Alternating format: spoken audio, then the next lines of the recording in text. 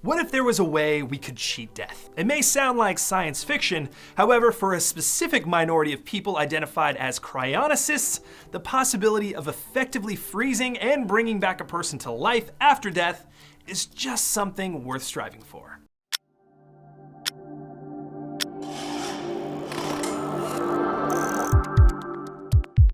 Hi, my name is Eric, and this is Timeskipper.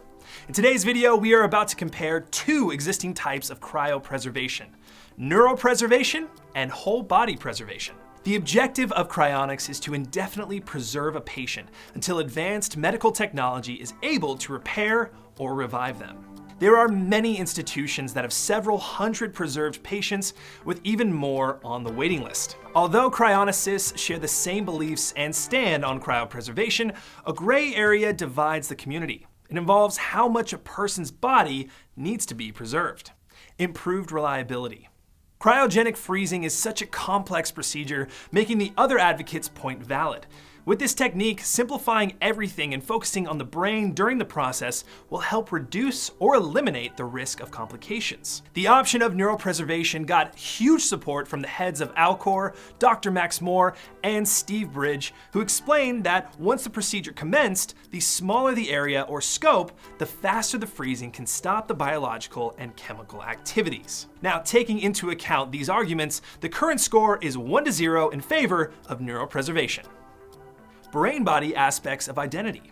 Knowing the pro-neuropreservation makes sense. However, the main point of pro-whole body preservation is that science somehow doesn't quite know with absolute certainty how other physical factors outside the brain can determine much of an individual's personality and traits. Factors like individual hormone levels and even gut bacteria are known to influence facets of personality, like aggression, sociability, and anxiety. Therefore, to retain an existing personality of the patients in the future after they've been awakened, it should be important to protect every feasible element throughout the body that contributes to an individual's identity. This includes more than just the human brain. We cannot argue with this statement right now, and until data shows the contrary, whole body advocates can contend that preserving the brain and body is critical to preserving what we think of as an individual. So summing up these arguments, we have a score of 1-1, which means a draw so far. Lower cost. Amongst many factors, you must consider cost efficiency. The fee you should pay for cryonic suspension isn't cheap, and this kind of amount of money isn't something that most patients can afford, especially if the patients don't have any insurance which can cover it. Between neuropreservation and whole body preservation, neuropreservation is cheaper, which is between $15,000 to $80,000, depending on the company. For whole body, the price is around $28,000 to $250,000. This large difference might result in various insurance premiums throughout a patient's condition, and many might be unable to obtain higher insurance coverage at all. However, the minimum amounts in both cases are not much different, and it can also be assumed that recreating a new body after awakening for a person will require additional investments. Taking into account all aspects related to the cost, we decided that we would assign 1 point to each of the options. So now we have 2-2, and it's a draw. Big questions of cryonics. Basically, cryopreservation of the human body is a fundamental practice that doesn't have many answers, since it only depends on the future advancement of medicine in general. That doesn't exist in our generation yet. Maybe in the next few years, successful revivification will need to discard the old bodies.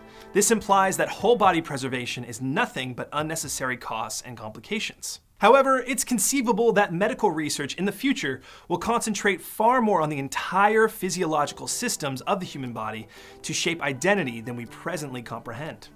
No one can really guarantee what lies ahead for both neuropreservation and whole body preservation, but we all know that cryonic suspension is a great option whenever needed. The type of the preservation is and will always be a personal decision that should be made based on a thorough study of both sides of the neuropreservation versus whole body cryopreservation issue. Thank you for tuning in to Timeskipper. Let us know, what would you choose between neuropreservation and the whole body preservation, and why?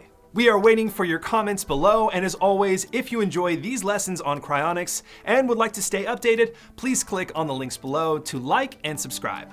Once again, this is Eric from Timeskipper. We'll see you next time.